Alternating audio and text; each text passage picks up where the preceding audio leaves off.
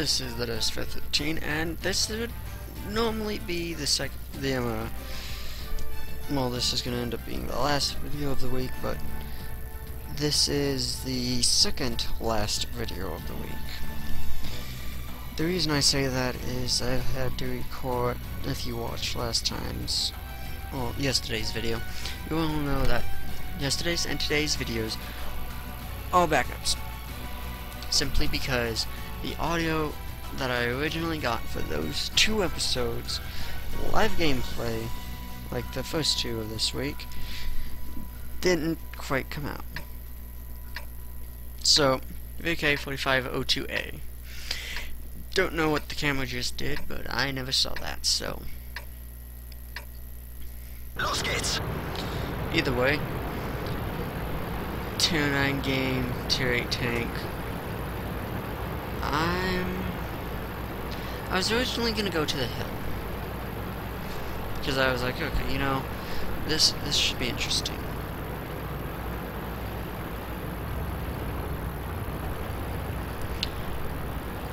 So, okay, so I was like, okay. So,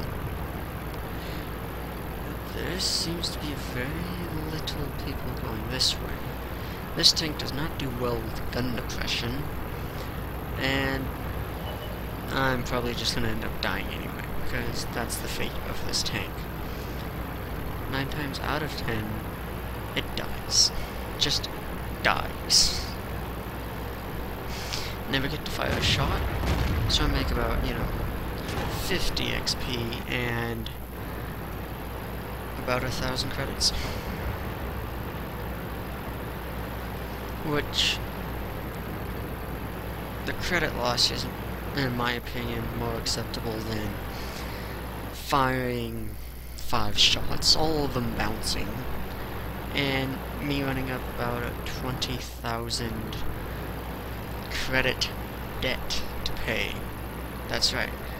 There are games in this thing where I pay about 20,000 credits for 100 XP. This tank's armor needs buffed. It really is. This thing is quite literally a walking pinata. Side arm is crap, frontal arm is pretty crap. Unless you get this thing all down. Oh wait, there's no gun depression. So you quite literally have to find a hole to set this thing in. Oh wait, it's longer than most craters. Oh wait, so. Yeah. So, for obvious reasons, I'm not going to be taking the charge in this thing. That IS-3 and those tanks up on. Now, the tanks up on the hill, being interesting. Let me just rotate around. They're quite literally all just sitting right there. Perfectly happy where they're at.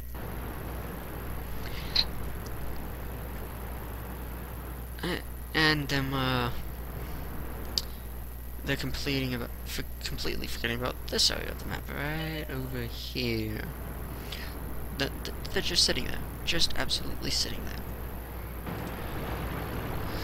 Oh, and then the AMX lady goes, hey, since you have armor, would you be a demon push? You're not referring to me, right? That would be absurd. Absolutely obscene. Because most of the guys are up on that hill. I try to get a shot into the Florence manager, fire a blind shot, most likely missed. So that's where it's fun.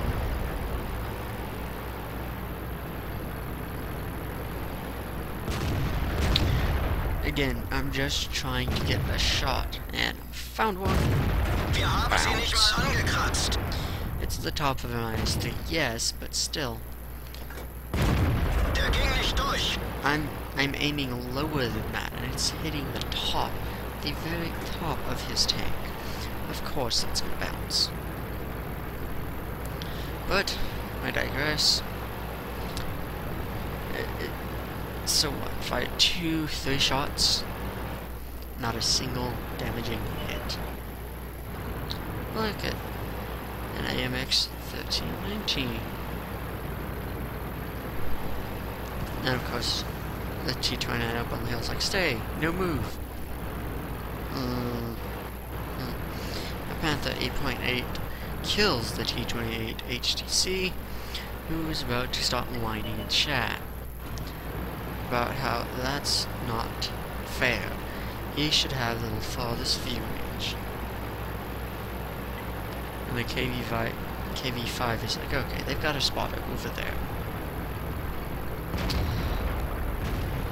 IS is like, oh yeah, no gun depression.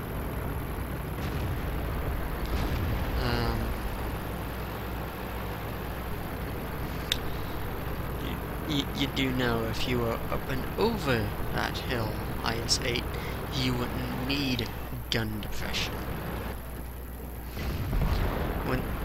If you positioned yourself just right, you wouldn't need any gun depression. So, I'm starting to get a bit impatient. I want to shoot a tank. I want to get a damaging hit on something.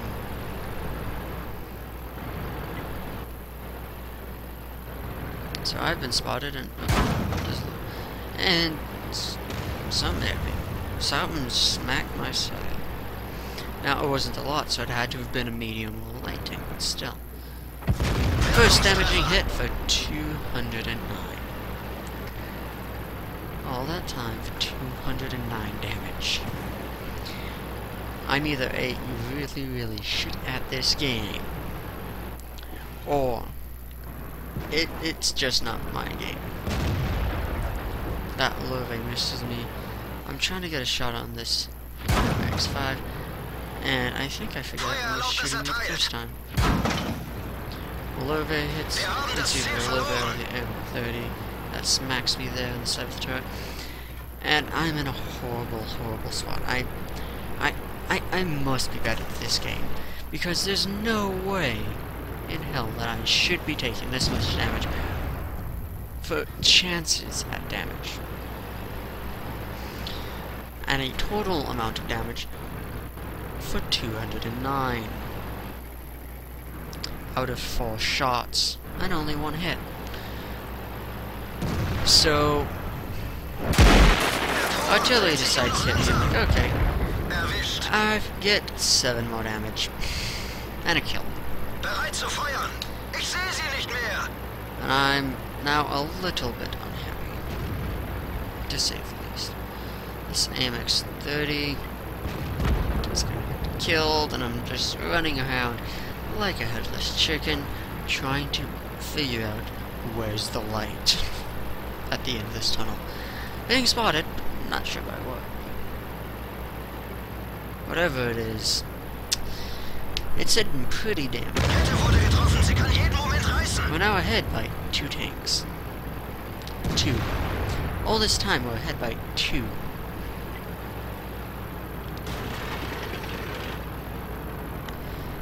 Oh, joyous days, was I having fun.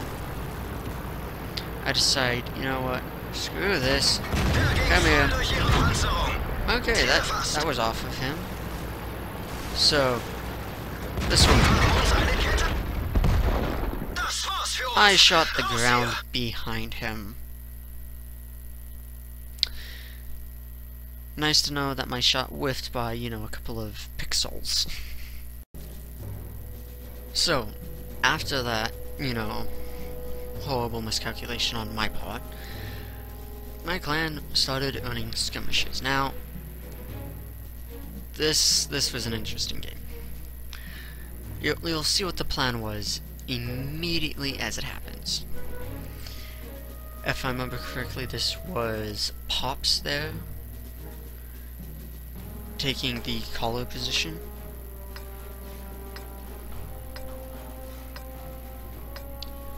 And it's basically a reverse of what we had done earlier in the night against a heavy team. Mind you, we ended up meeting up with that heavy team. Not quite sure what's going on with the battle start. That was weird. But anyway, those pings, if you got to see them, were the rough directions as to what to do. Keyword on rough, because if your plan is set in stone, you're not going to be having much of a good time, because everyone needs to be in such a specific place for such a specific thing, and if the enemy does something unexpected, like they typically do, you're going to absolutely hate what's going on. But I'd like to point out their setup real quick. 3 Cromwells, a T-34-85, 2 Jacksons, and an SU-100Y. The SU-100, the Jacksons, are going to be lagging a little bit behind the mediums, kind of like how I am behind the rest of my heavy team.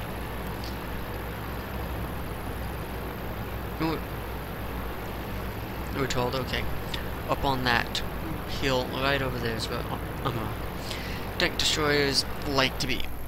So keep a watch out for the Jacksons and SG-100 over there. No shots. Okay then. Maybe they're waiting for us over here or over here.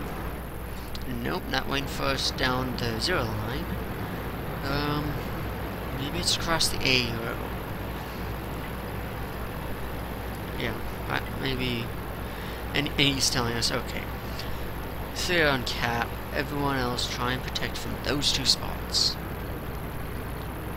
So one of the Hellcats go down there. And I am very, very, very far behind my team.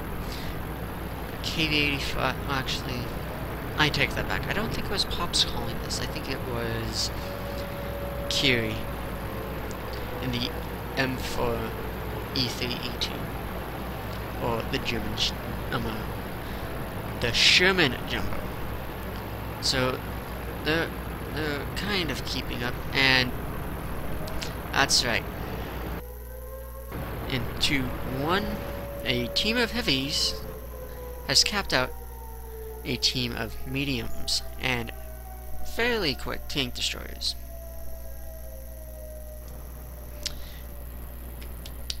I clap for thee, I clap for thee.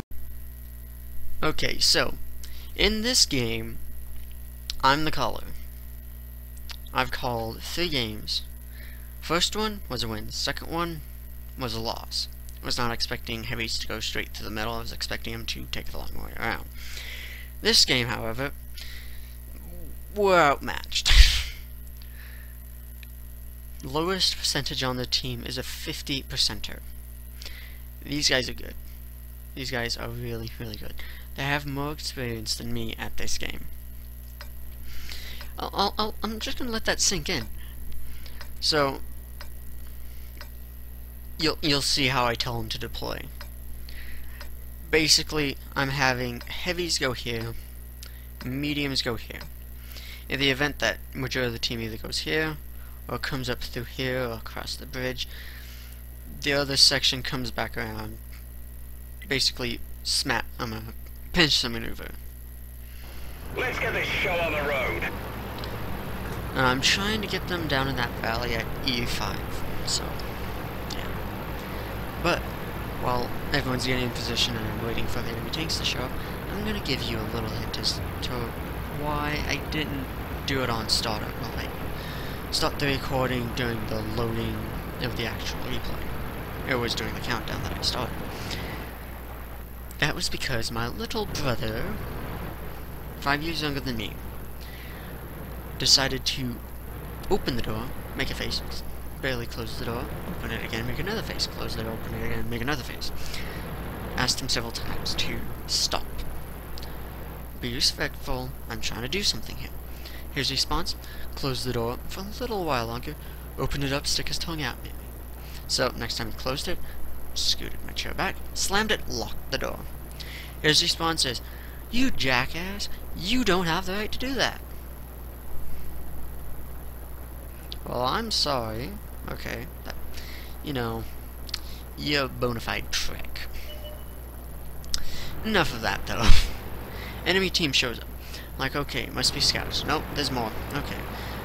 Mediums and Hellcat, let's move in. And if the heavies had been coming around towards the ice road, we would have known by now.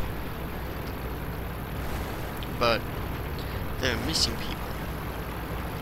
I was a little uncomfortable with that thought.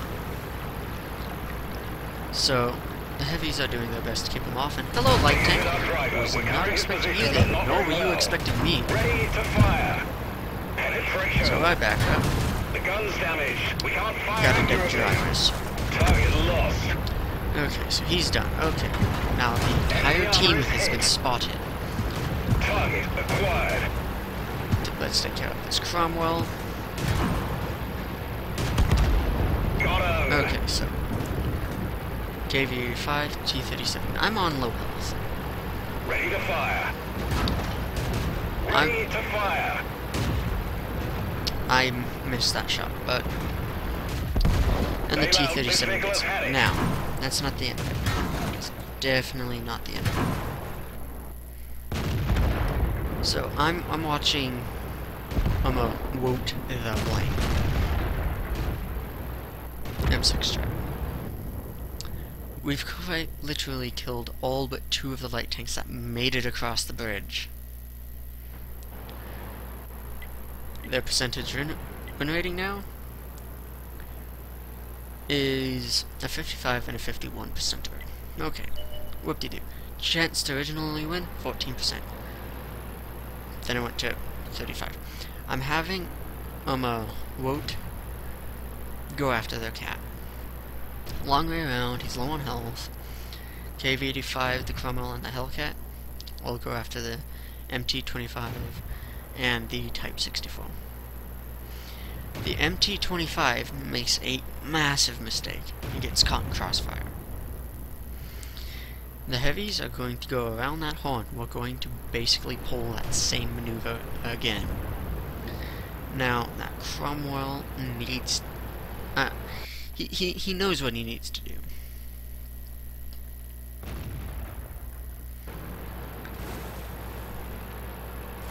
He's keeping an eye on that ridge line. If he pops up again, it's basically a guaranteed he's stuck there. Okay, so, well, not a guarantee, but a practical he's stuck there. Now, I tell the Cromwell to wait for the heavies to show up.